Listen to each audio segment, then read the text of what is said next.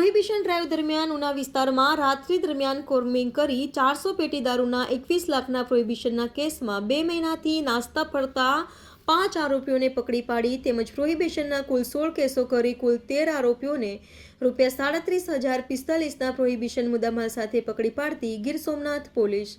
संवाददाता Harshad Wadher, Diu mirror news उना। हाय, હું છું ક્રુઝિન સિંઘાનિયા। આપની આસપાસના સત્ય સમાચાર જાણવા માટે જોતા રહો દીવ મિરર ન્યૂઝ અને હા, લાઈક અને સબસ્ક્રાઇબ કરવાનું ભૂલતા નહીં। Thank you.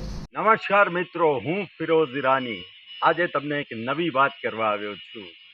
Diu mirror news જોતા રહો, સબસ્ક્રાઇબ કરવાનું ભૂલતા નહીં અને શેર કરવાનું પણ ભૂલતા નહીં। સત્યની સાથે જોડાતા રહો।